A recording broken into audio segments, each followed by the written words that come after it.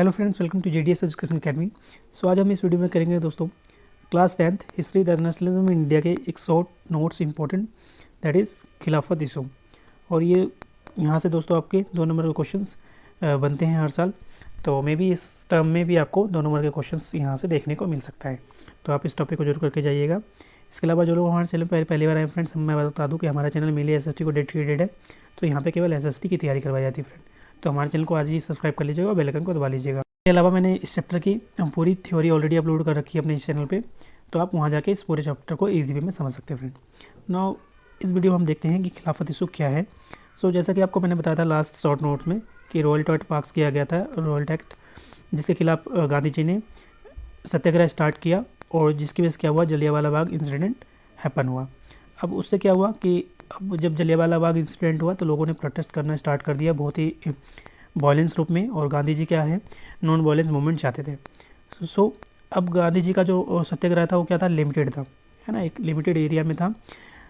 और अब चाह रहे थे गांधी जी कि अगर हमें आज़ाद होना है और अपने मूवमेंट को जारी रखना है तो हमें क्या करना होगा, अपने मूवमेंट को बड़े लेवल पे बढ़ाना होगा, यानी वर्ल्ड लेवल पे या पूरे कंट्री लेवल पे, ना कि एक लिमिटेड एरिया पे। तो इसी को देखते हुए एक अपॉर्चुनिटी मिलती है खलीफत इशू के दौरान। तो ये चीज़ें क्या है मैं आपको थ्योरी पोर्शन में कवर करवाऊंगा, तो आप इस वीडियो को शुरू से लेकर अंत तक जरूर देखिएगा। तो जैसा कि मैंने आपको बताया था कि जलियांवाला बाग हत्याकांड हो चुका था और अब लोगों ने क्या कर दिया, वॉयलेंस का रूप ले लिया था उनका जो सत्याग्रह था। इसको देखते हुए गांधी जी ने क्या किया friend, seeing the violence spread Mahatma Gandhi call of the movement. अब इसको देखते हुए क्या करते हैं, गांधी जी अपने मूवमेंट को वापस ले लेते हैं।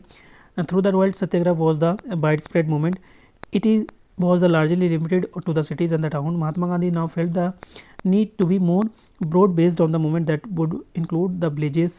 On way of doing this, he felt was to take up the खिलाफत इशू। अब क्या होता है, सत्याग्रह जो होता है इनका रॉयल सत्याग्रह वो वाइड स्प्रेड मूवमेंट होता है, और जबकि जो ये जो मूवमेंट है वो लिमिटेड एरिया में ही, लिमिटेड सिटी और टाउन में ही रह गया था ना। अब गांधी जी सोचते हैं, उनको महसूस होता है कि अगर हमें क्या करना है, जंग जीतनी है ब्रिटिशर से, तो ये जो मूवमेंट है उसे ब्रॉड लेवल पे करना होगा, और वही एक अपॉर्चुनिटी मिलती है गांधी जी को खिलाफत इशू से। सो बेसिकली खिलाफत इशू क्या है मैं आपको बताता हूँ। During the first world war had ended and the hearts peace treaty was going to be impose on the Ottoman empire. तो फर्स्ट वर्ल्ड वॉर जो आपको पता 1914 टू 1918 के दौरान हो रही होती है, जिसमें जो सेंट्रल पावर होती है वो क्या होती है, हार जाती है। तो ऑटोमन एम्पायर जो कि तुर्की से बिलोंग करते हैं, और तुर्की के जो हेड होते हैं यानी खलीफा जिसे बोला जाता है ऑटोमन एम्पायर के, तुर्की के, वो हार्स ट्रीटी लगाई जाती है। So the spiritual head of Islamic world the Khalifa, a Khalifa committee was formed in Bombay in March 1999। तो जो ऑटोमन एम्पायर के जो स्पिरिचुअल यानी कह सकते हो धर्म अधिकारी जिसे खलीफा बोला जाता है, तो उनको बचाने के लिए खलीफा जो कमेटी होती है वो बम्बई में क्या करती है, अपनी कमेटी बनाती है मार्च 99 में।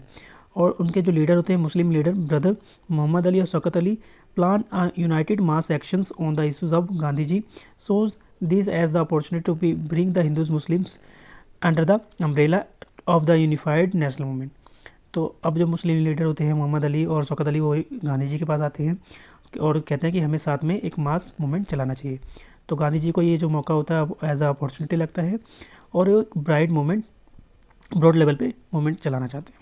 सो at the Congress sessions in Calcutta in September 1920, he tried to convince other leaders of the need to be start a non-cooperation movement in the supports of Khilafat as well as for Swaraj, but no melting point between the supporters and the opponent movement। तो 1920 में, सितंबर में 1920 में Calcutta session में लोग गांधी जी जो other leader होते हैं उनको मनाते हैं और नॉन कॉर्पोरेशन मूवमेंट स्टार्ट करने की बात करते हैं विद द सपोर्ट ऑफ खिलाफत मूवमेंट। दोस्तों आपका खिलाफत मूवमेंट जो है वो क्लियर हो गया होगा। नाउ नेक्स्ट टॉपिक में हम अपना नॉन कॉर्पोरेशन मूवमेंट कवर करेंगे, तो आप हमारे साथ बने रहिएगा। तब तक के लिए thank you so much and all the best friend.